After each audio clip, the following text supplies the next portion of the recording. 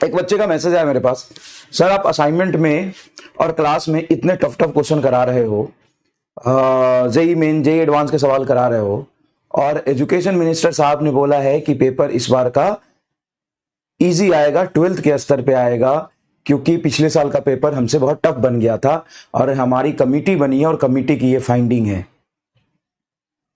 मुझे भी नहीं पता था ये बात।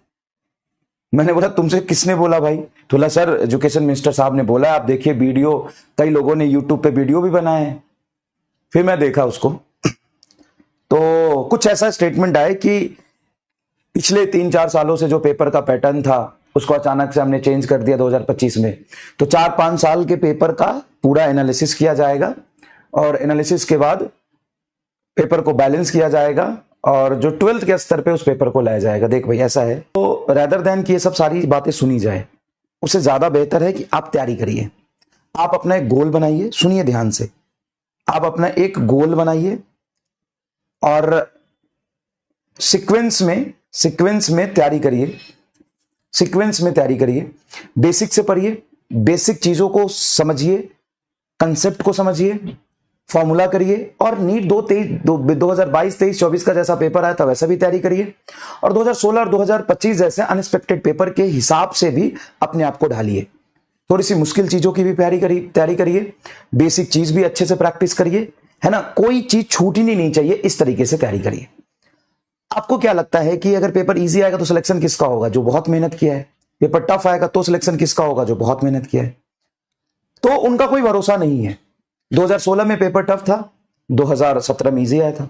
2021 में पेपर टफ था रिलेटिवली, 2022 में इजी आया था। 2025 में टफ था, 2026 में इजी भी हो सकता है, टफ भी हो सकता है। अब पेपर एनटीए को भी, एजुकेशन मिनिस्टर को भी और उनको भी नहीं पता कैसा होगा, क्योंकि एक्चुअल में पेपर जब बनता है ना तो 6-7 सेट बनता है और सारे सेट इजी नहीं होते, सारे सेट टफ नहीं होते, उसमें से कोई एक सेट उठा के दे देगा। तो लास्ट तक भी नहीं पता होता ना कि पेपर कैसा बन जाएगा।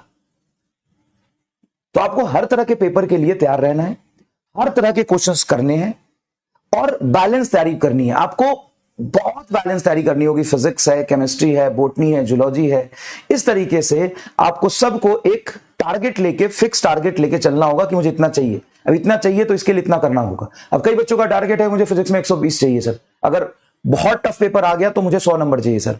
तो 100 नंबर के लिए क्लास करो, डीपीपी करो और असाइनमेंट 50% कर लो। जेई मेन के क्वेश्चंस जो देता हूं असाइनमेंट वो कर लो, तुम्हारे 120 प्लस आ जाएंगे।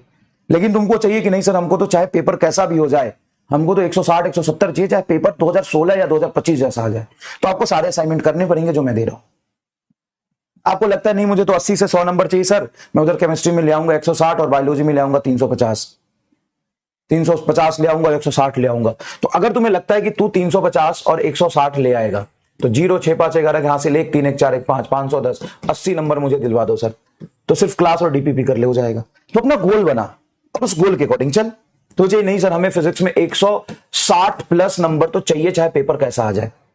पेपर इजी आ जाए तो हमको 180 चाहिए, पेपर इजी आ जाए तो हमको 180 चाहिए और पेपर कितना भी टफ आ जाए 160 प्लस चाहिए। तो असाइनमेंट करना पड़ेगा, बात खत्म।